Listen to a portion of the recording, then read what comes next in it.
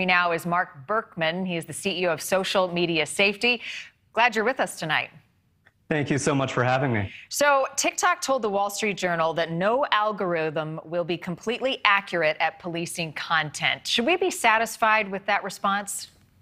Absolutely not. There's a number of things that TikTok and other platforms could be doing to make sure that particularly children users are not seeing this dangerous content. Number one, TikTok can open up its data to third-party safety software so parents at least have a choice to monitor this content. Very important intervention that could be getting done that is not. Well, as a parent, I don't know that I'm going to put my trust and faith in TikTok for handling this. I've already banned my kids from social media. What other steps can parents out there take to help protect our kids from all of this stuff and this rabbit hole that's out there? Of course. So the Organization for Social Media Safety recommends 3 interventions that we want parents to think about when they allow their children into this dangerous world of social media. One, you've got to have the social media safety conversations. We have to make sure that our children are aware of the various dangers that they can encounter on social media, be that this issue with substance abuse we just talked about, sexually explicit content, cyberbullying, hate speech, misogyny, propaganda. The list unfortunately goes on and on. So have those conversations, set your family social media safety rules, what you want your children to do every time they go onto social media to keep them safe. And then finally, calibrating the settings, the safety settings on our children's devices and apps. You can maximize privacy settings. TikTok does have a restricted mode, though we would say that on that restricted mode, we've found all this dangerous content that the Wall Street Journal has found as well. So be aware of that. Calibrate the settings. I think I'm going to need my kids' help to do that, unfortunately, Mark. Tell me something. I would say, no, I'm sorry to interrupt. I would say you could also find that information for free on our website that'll walk parents through it. I will do that. All right. Tell me something most of us as parents or caregivers don't know about what our kids are doing. They think they've got the wool pulled over our eyes. I want to focus on this issue of substance abuse.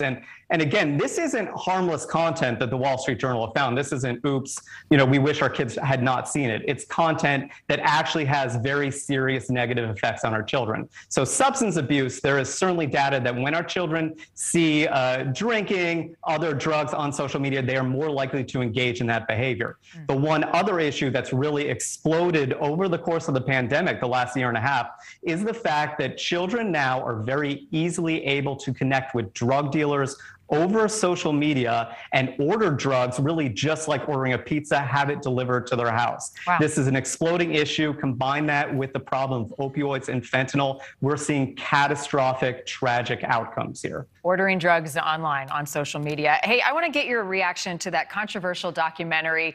We watched it at my house, Social Dilemma, that accused tech companies of basically creating a platform that is addictive on purpose. Take a listen. That's not by accident. That's a design technique. What I want people to know is that everything they're doing online is being watched, is being tracked. Every single action you take is carefully monitored and recorded. So one thing here, Mark, that terrified me, but my kids rolled their eyes. So if social media platforms aren't willing to or they can't police this, is it time for legislation or some further step to help police this? Yes. We are actively working on various pieces of legislation.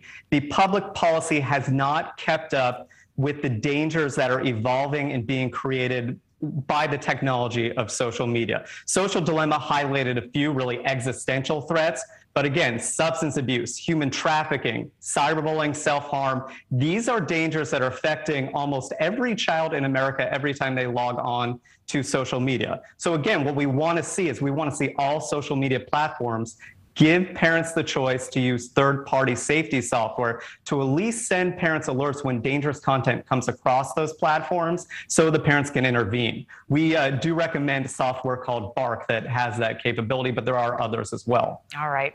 Mark Berkman, CEO of Social Media Safety, one click away from a lot of scary stuff. We appreciate your insight tonight. Thank you.